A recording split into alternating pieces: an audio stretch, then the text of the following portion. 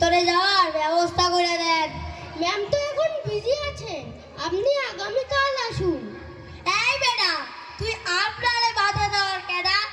কারণ আমরা 500 টাকা খরচ কইরা দিয়ে ম্যাডামের সাথে দেখা করতে আসছি। তোর কথায় আমরা দায়িত্ব পারতাম না। আমি একবার না করলাম তো নাকি?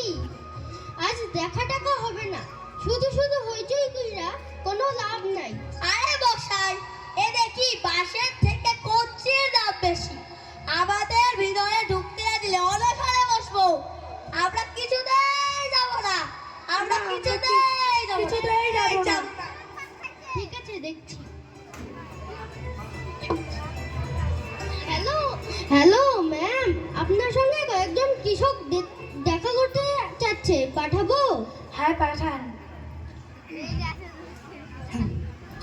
যান। আসবো ম্যাম, আসুন। দেখুন, আপনাদের মধ্যে যে কোনো দুজন কথা বলুন। আপনারা কি উদ্দেশ্যে এসেছেন? দেখুন ম্যাম, আমরা সবাই কৃষক। গত বছর এডিএ, কেপিএস, কেকেডি, পিএসএম সবাই মিলে আমাদের সঙ্গে আলোচনায় বসে এবং কৃষিক্ষেত্রে উন্নত প্রযুক্তি, কীটনাশক, বীজ, সার ব্যবহারের প্রয়াস নিতে বলে। সেই মতো আমরা চাষ করি এবং শাকসবজির ব্যাপক ফলন পাই। কিন্তু শাকসবজির একদম দাম নেই। এমনকি টমেটো, আলু, ফুলকপি, বাঁধাকপি ইত্যাদি সবজি রাখার কোনো হিমঘর বা বাইরের বাজারে পাঠানোর কোনো ব্যবস্থা নেই। তাই আমরা এখন অথই জলে পড়ে গেছি। ব্যাপারটা খুব স্যাড এবং প্যাথেটিক যে আপনারা এত কষ্ট করেও ফসল ফলিয়েও দাম পাচ্ছেন না। আপনারা হিমঘর না থাকায় সব সবজি পচে নষ্ট হয়ে যাচ্ছে।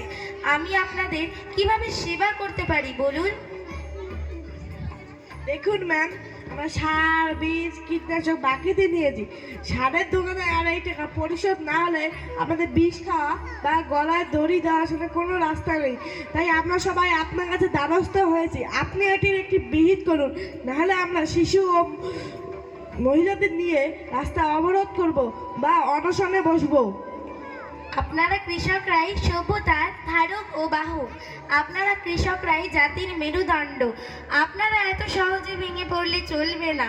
আপনারা আত্মহত্যা বা অন্য কোনো পথ অবলম্বন করে নিজেদের বা জনজীবনের বিপর্যস্ত না করার জন্য আপনাদের রিকোয়েস্ট করছি। আমি খুব শীঘ্রই খাদ্যমন্ত্রী, কৃষিমন্ত্রী এবং বিপণন মন্ত্রীর সাথে কথা বলছি।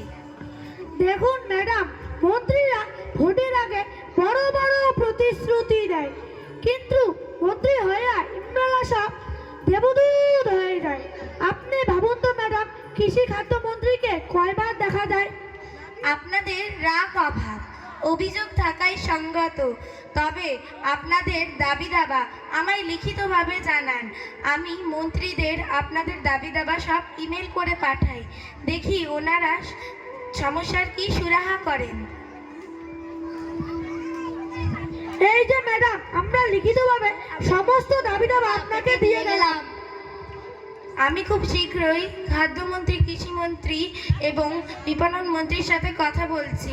আমি আমার জেলাতে কৃষিকে শ্রেষ্ঠ আসনে বসাবো। নমস্কার।